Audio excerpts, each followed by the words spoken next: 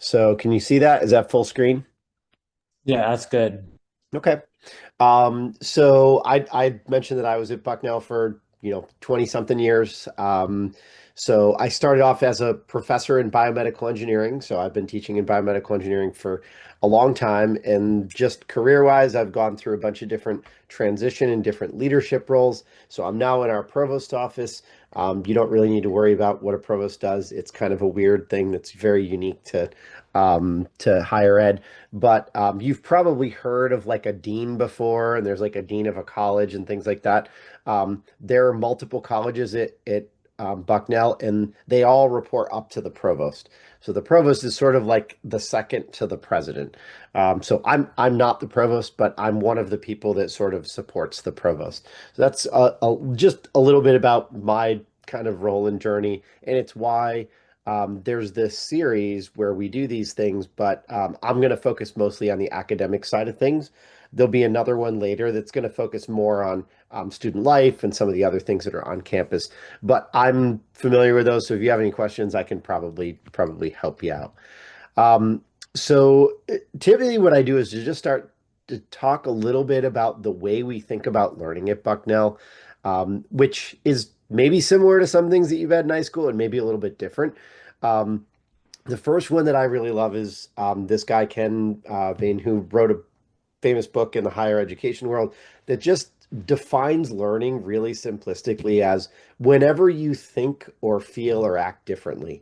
And the idea is that learning is about a change, right? It's about something has changed. And the word that a lot of times gets used at Bucknell is not change, but transformation. So that's really our goal. The goal, and again, remember this is a lot of times for parents, so not even for students, to just kind of let them know that like our entire goal is to transform you when you come through here. And that may be in ways that you love. It may also be in ways that you're not as much in agreement. But your student, right, your kid, this is a way they wanted to transform. So this is not about, telling you how you need to. It's just giving you the encouragement that you do. The other piece that's kind of foundational to what we do is we all get better at the things that we practice. So if you're an athlete, if you're in music, if you're in debate club, if you're in whatever it is, I think there's tons of literature and personal experience that the things that we practice, we get better at. And so I think this is another mantra is that you're going to get a lot of practice in doing the things that are going to matter to you, matter out in the real world. Another piece of this, and this goes along with the practices, it's not enough to just do a whole bunch of stuff. There's so many things that you can do and get involved in at Bucknell. That's one of the best parts about it. But if all you did was mindlessly do, you're not much better than a robot. And so what you're going to get as you go through Bucknell is lots of feedback. That feedback is going to be from faculty like me, of course, but it's also going to be from staff. It's going to be from other students. It's going to be from community members. So possibly folks out in business, possibly alumni. So we have a whole sort of network or ecosystem of people that as you practice, as you change things about who you are. Oh, looks like we got at least another person. So we'll wait just a second. Um, Hi, Michael. Welcome. Hello. Uh, Hi. Just to give you a little update, you're one of two folks who have shown up, so I'm kind of curious where you're coming from. Yeah, I'm here from San Francisco, California. Okay, awesome. Very cool. So I'm assuming, are you an incoming student? No, I was just looking for an info session, so I signed up for this. Oh, okay. Okay, great. Well, thanks. We're kind of in the middle of a formal part, but I'll go through this probably fairly quickly, and then we can get to some question and answer. So I was just going over some of the ideas about Bucknell. So another piece is thinking about like, well, why couldn't you just do this on your own? So there's some theory of how we think about education here, which is there's stuff that you can already do on your own. You don't need any help. You're already good at it. Then there's a whole bunch of stuff that you probably can't do yet or don't know yet, or right, like things that are kind of in that outside realm. And the interesting thing about it is that in between those two are things that you probably can do. You just need a little bit of help or a little bit of guidance. And so that's kind of where we think about, and this is not just faculty, it's everybody at Bucknell is thinking about like, how can we actually help you do some things that you can't quite do yet on your own, but you can do with a little bit of help. And so again, this is, if any of you have had like a really great coach or a really great mentor or somebody who's giving you lessons in something, that's the best version of that is usually someone who's just getting to kind of unlock things that you're capable of doing, but just not on your own yet. So this is kind of a way that we think about the programs and things that we do. So this is mostly for parents. I don't think either one of you are a parent, but if you are, let me know. Um, we often have to let parents know that your student is an adult. So despite, and I will be perfectly honest, my daughter is just finished her first year at the University of Richmond. She's about to be a sophomore, and I can say as a parent, it's a little awkward to try to think of my kid who's grown up in my house and all that as now a full-fledged adult out there in the world. But one of the things I often say to parents, and I'm happy to say to your parents if they're there or not, is there's a whole ecosystem of support for you all. And so kind of let let you all figure out the kind of adult that you want to be. And the only way to do that is to let go a little bit. Um, this is also a message to some parents is you're not going to get it right every time. Again, remember, you get better at the things we practice. Nobody's expecting you to all of a sudden magically turn into adult the day you show up at college. So this is a process, and the nice part is that it's a place where you can explore that. You can explore the kind of adult that you want to become. Some logistics. There is a Bucknell honesty policy. It's not rigorously enforced, but it is there, and there are faculty and others that do take it very seriously. There are others that don't take it as seriously. So it's always kind of better to err on the side of caution for that. Um, and there's a lot of reasons why we do that. The other thing, again, for your own rights, but also to reinforce to your parents, is that once you get into college, once you actually become an adult, um, you are the owner of your educational rights. You're the owner of your transcript, the courses that you take, the decisions that you make. Parents, despite wanting to see your grades. They were used to that in high school, but that was because you were not an adult. Once you turn 18, at least in the US, that means that you are the owner of your records. And so your parents can't just call up and say, I want to know what grade you got in some course. There are some ways of waiving that and all of that. But it's a little bit of a shock sometimes to parents that like, what do you mean I'm not getting a report card and I'm not going to get to see what your grades are? You can tell your parents, you can let them know, you can show them your transcript, your report card, all that kind of stuff. But legally, if your parent calls, we're not going to just hand it out. So again, there's lots of rules and things like that. And if there's some things in medical records that work the same way. So I don't know if either one of you are 18 yet or not, but there's some strange things that happen where all of a sudden, like your parents can't see your medical records, right? Like you are the owner of those. And so that's a little bit awkward for some parents and even for some students too. Um, Again, I think these are some just logistical things that are a little different about college versus high school.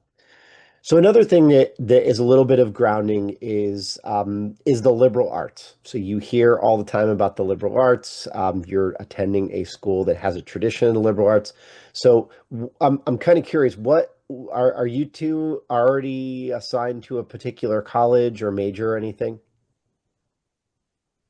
I'm doing engineering, so Student engineering. Okay. I mean, I'm not in, but I would probably do a natural science or engineering. Okay. I'm not Great. sure.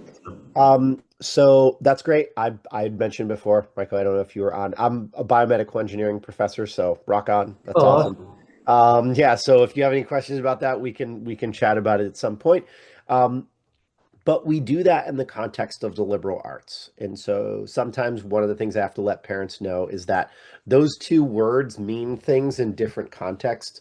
So a lot of times folks hear liberal and they think, oh, this is about something political. They hear arts and they think, is my kid going to learn like poetry and music and things like that? And that's not the definition of those words when you put them together for us. So the liberal part is about what does it mean to actually be a free, functional human being sort of out in the world.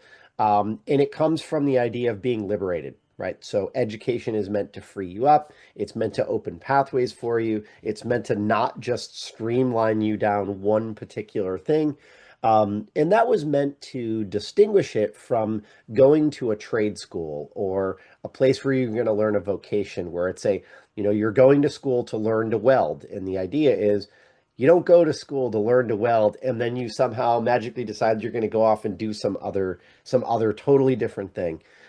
Whereas the liberal part of liberal arts is we're giving you a grounding that then is meant to allow you to have lots of pathways open. You don't have to just do the discipline you are. The arts part is really about the skills, the knowledge, the mindsets that you need to be that free person out in the real world.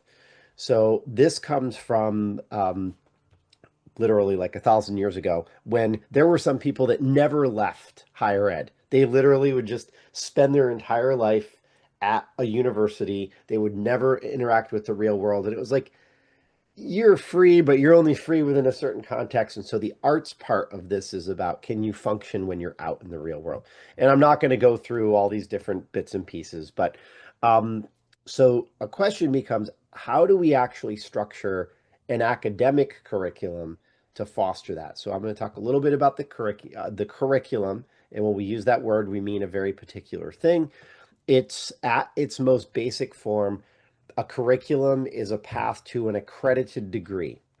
So I'll pull that apart a little bit. A degree is really just the highest level thing that we can grant you at Bucknell. It's the thing that will go on your transcript. It's the thing that will be that piece of paper that you'll get when you cross the stage at the very end of your years and say, you are now a graduate. Every graduate has to leave with a degree. The accredited part means a couple of different things. There are a variety of different bodies that are outside of the university that accredit degree programs and will say, this is a legitimate, recognized thing. It's not about accrediting Bucknell. It's about accrediting the actual degree that you're getting. I'm not going to go into all the details of that, but we take that really seriously because you definitely want to have an accredited degree. That's one of those things that if you don't have an accredited degree, it gets harder to have a job and all those other sorts of things. So the other part about a curriculum is it's prescriptive. It has certain things that you need to do. It's basically just all the things. I don't want to say it's quite like a checklist, but it's a little bit like a checklist with some variation and options. And it's composed of a couple of different things. The first are general education requirements. These are things that every student needs to do, regardless of what degree program they're in. Like everybody who graduates from Bucknell is going to have these particular things. And there are things like, Mark, you probably signed up for a first-year seminar. You probably had some choice in kind of how you wanted to pick those and what areas you wanted to be in. But every student who graduates from Bucknell has one of those first-year seminars. So even within the general education requirements, there's some gradation, but and some variation and some things you can do. But these are things every student has. Then there are requirements that each college has. So for example, so you were talking about the College of Engineering, or Michael, if you decided to do physics or math or something, you'd be in the College of Arts and Sciences. Sometimes there are requirements specific to just the college. So every Bucknell student has certain things. Then if you're an engineer, every engineer will actually have some particular things. Then you get department requirements. The departments are the ones that are like mechanical engineering or physics or neuroscience or whatever it happens to be. They then have requirements. You must take Introduction to Neuroscience, or you have to take the mechanical engineering statics course. So courses that you have to take. And lastly, there's then some courses that you are required. There's sometimes prerequisites. So again, if you're in math, you can't take Calculus 4 until you've taken Calculus 3 or gotten some sort of equivalent credit through APs or things like that. There's then electives. So these are sort of free open things within your major.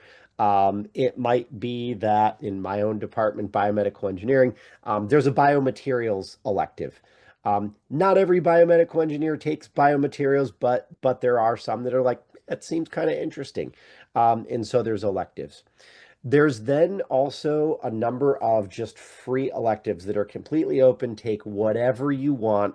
There's always room in each curriculum to say, I'm not taking this because it's a general education requirement or a college requirement or a department requirement. It's not required and it's not even elective. I can just take whatever I want. So the example that I'll give is a course that I took as an undergraduate, and that was elements of movement. So I took a dance class, did not fulfill any requirements. It was not an elective in my major in any way, shape, or form. I just took it because I thought like this would be a fun class to take. There is some double counting, and that becomes clear when you talk to advisors. Every student has a faculty advisor, and we'll talk about that in a little bit. So I do want to talk about degrees and majors. A degree is an area that fulfills that curriculum, whereas basically the idea is if you stay on track, if you do everything that you're supposed to do, we can say you're going to graduate in 8 semesters. So every degree program that we have is designed to be done in 8 semesters. That's kind of a thing at Bucknell. Some students take longer. It's also possible to finish a little bit earlier. But if you had no AP credits, no credits from anything, every degree program that we have can be done in that way. It's required to graduate and it's guaranteed. So you can't graduate without a degree. Now, I want to make a distinction to a major. It is absolutely possible to double major. And so here's the example, and this is actually a pretty standard thing that happens at Bucknell, especially in arts and sciences. You're a student, you decide that you would love to actually major in classics and Mediterranean studies and physics, or you'd love to do neuroscience and music, and you want to get a double major in both of those. That's great. You can double major in both. It's still the same degree. You only actually get one degree. So there is a difference between a major and a degree. This is often just to let parents know when their kids saying, but I was guaranteed to get a double major. Or sometimes we have students that are like, I want a triple major. It's like, we can't guarantee that all of the classes are going to work out exactly the way you need to graduate in 8 semesters and get a triple major. So we can't guarantee that, but we can guarantee you can get a degree. You will be able to get at least one major. So again, economics and history is still one. There's a small number of double degree programs. So Mark, you're already into College of Engineering. That's awesome. Michael, if you're thinking about applying, there are ways of applying to a dual degree program where you actually do get 2 degrees, one in engineering and one in arts and sciences. So that's just something to know that that's possible. The other piece of this is that arts and sciences students, you can just come into arts and sciences. You don't need to declare a major on your way in. And you actually have until the end of your sophomore year to declare. So you can kind of go in, you can explore, you can decide what you want to do. It would be smart, especially if you want to do a STEM discipline. Like, don't decide that you want to be a physics major at the end of your sophomore year, having taken no physics classes. That's just a bad decision because you may realize you don't really like physics as much as you thought. But you technically have the time. Engineering students, you formally need to declare at the end of your first semester. And the reason for that, and Mark, you probably already know this from looking at things, is it's a pretty packed curriculum. If you don't get started on the degree program early on, you're going to have a tough time making it through in those 8 semesters. It's generally pretty easy to switch majors within a college. So if you're already in the College of Engineering, you can generally switch from one to the other, but you got to do it before the end of your first year. If you're already into the College of Arts and Sciences, you can kind of move within. I would say it's a lot harder to switch across colleges. So if you get into the College of Arts and Sciences, the chances of you being able to transfer into engineering, even after you arrive at Bucknell, is pretty slim. It happens every once in a while, but those are usually rare cases. Um, I'm not going to go through all of these pieces, but we do have minors. Many of them are interdisciplinary. They are not required. They're not guaranteed. They're just fun ways of getting a little bit of a rounding. And we do have students that say, you know, I want to do like this major and that minor, or sometimes more than one minor, but we don't guarantee that. So again, this is letting parents know, because honestly, I get calls from parents all the time who say, it's not fair that my kid can't get the music minor. I said, but we don't guarantee that you can get the music minor because they have a class that conflicts with a class that they have to take in their major. It's like we can't guarantee that everybody can get that. There are a handful of other things called concentrations, which are within a discipline. You might have a little bit of a focus in some. For example, I give the example here of electrical engineering. You might have a concentration in power or in systems or in controls or something like that. So some disciplines have a concentration attached to them. There are some certificates and things of that sort that include internships and field trips and study abroad. Don't worry too much about those unless you want to know more about them. There's a growing number of those. So I'm going to pause there because there's more of this presentation that we could keep going through. There's, again, stuff about the flow of the semester. There's things about courses and syllabi and things of that sort, office hours. But I want to stop here and see what questions you all have.